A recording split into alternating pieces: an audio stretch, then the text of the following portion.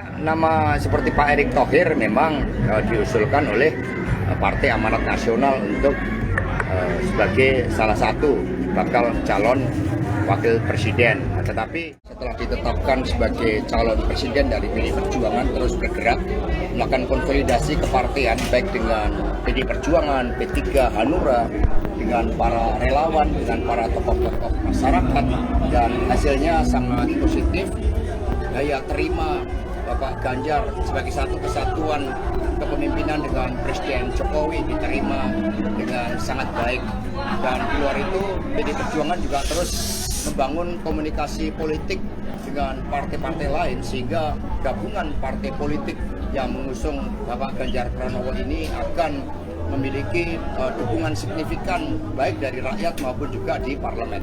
Ada pertanyaan, kami persilakan. Soal partai yang tadi, Pak, partai yang bakal bergabung Jumat. Kisi-kisinya ada nggak, Pak? Kisi-kisinya, Pak. Ya, ini Jumat nanti ada mereka etikanya, nanti partai tersebut akan mengumumkan terlebih dahulu, baru kami menindaklanjuti.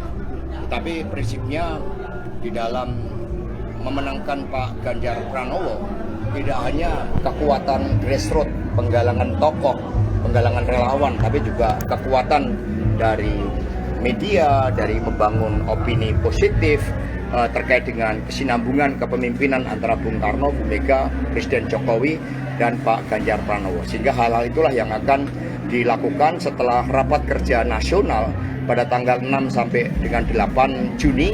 Nanti hari Jumatnya akan dirancang suatu dukungan dari partai politik lain. Kalau bocorannya parlemen apa nggak parlemen, Pak? Di luar parlemen apa di luar parlemen, Pak?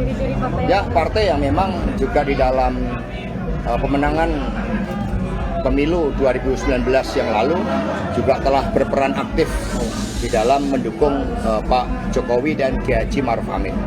Mas, katanya PDI akan gantian soal ke PAN, itu kira-kira kapan, dan apakah ini pembahasannya mengenai Erick Thohir yang nantinya juga jadi wapres yang biasanya diusung sama PAN, Mas?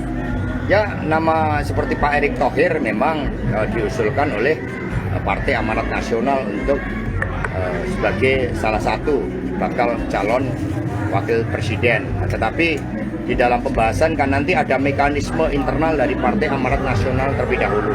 Dan itulah yang akan dilakukan, dan di dalam kunjungan balasan dari PDI Perjuangan ke Partai Amanat Nasional tentu juga menunggu proses mekanisme internal dari Partai Amanat Nasional. Pak, tadi dalam pidato Bapak mengklaim ada yang mencoba mengklaim dekat dengan Pak Prabowo, Pak. Gimana tuh, Pak? Loh, saya tadi tidak menyebut, saya hanya menyebut Pak Ganjar Pranowo, bukan Pak Ganjar Prabowo loh ya. Ganjar Pranowo yang saya sebut. Karena kita konsolidasi dulu. Ini sesuatu yang biasa dilakukan oleh PDI Perjuangan. Begitu Ibu Mega mengambil keputusan, dilakukan konsolidasi internal. Ini speednya 3. Dengan relawan, dengan para tokoh. Kemudian setelah calon wakil presiden diputuskan, itu speednya 4. Nah, dan kemudian pada putaran terakhir, 4 bulan terakhir, itu speed 5 untuk bergerak maksimum. Karena calon presiden dan calon wakil presiden kan didaftarkan KPU pada bulan Oktober. Nah, sehingga setelah didaftarkan itulah speed 5 langsung, maka dilakukan pematangan sejak saat ini.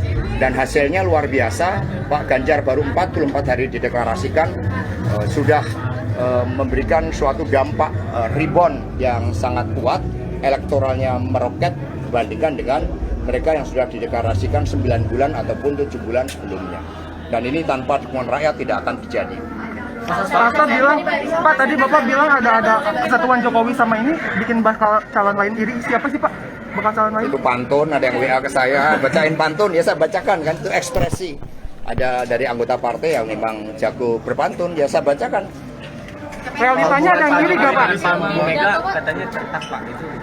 Ya, jadi ya memang ini kan politik yang seharusnya wataknya adalah demokrasi Pancasila, membangun peradaban, musyawarah gotong royong, dan kita isi dengan narasi, visi misi dari capres dan cawapres serta visi misi partai politik. Tetapi yang terjadi kan suasana yang liberal, kapitalistik. Nah, sehingga ada upaya-upaya yang sepertinya memisahkan partai dengan relawan, antara Ibu Megawati Soekarno Putri, Bapak Presiden Jokowi sepertinya tidak kompak, padahal satu kesatuan nafas.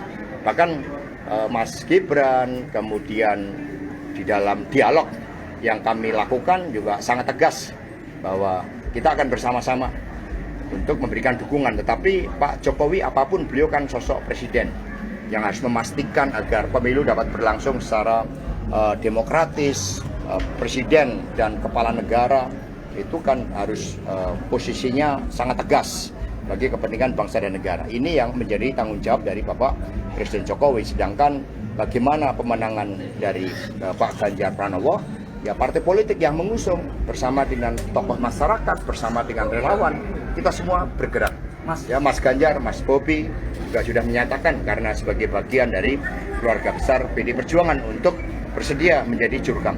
Mas Hasto tadi dalam pidato Mas Hasto juga menyebut bahwa PDIP sudah bertemu dengan Partai Golkar. Nah, kita kan belum tahu nih Mas, kapan ya itu pertemuan itu dilakukan dan seberapa persen nih PDIP yakin bahwa PAN akan merapat ke PDIP mendukung Mas Ganjar ya Mas?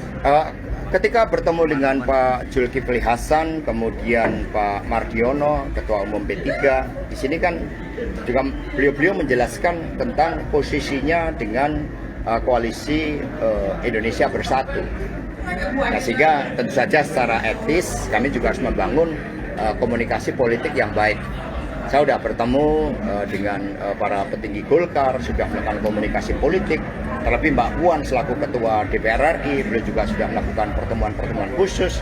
Ini dialog-dialog yang intens dan Golkar kan sebentar lagi akan mengadakan rapat kerja nasionalnya, PDI juga. Sehingga inilah yang kemudian setelah Rakernas ini akan juga dilakukan komunikasi yang semakin intens. Pak, terakhir Pak, berarti narasi salah ya Pak, ketika media asing mengatakan bahwa ada keretakan itu, narasi salah berarti media asing Pak? Kalau media itu kan berdasarkan narsum, tapi narsumnya ini kan tidak disebut namanya. Sehingga narsum yang tidak disebut namanya ini kan punya suatu kepentingan politik tertentu. Nah, pasti itu dari orang per orang yang memang punya kepentingan politik tersendiri. Tetapi di dalam praktek, ya selama ini hubungannya sangat baik. Bahkan Presiden Jokowi berulang kali mengatakan hubungan saya dengan Ibu Mega ini sudah seperti seorang ibu dan anak.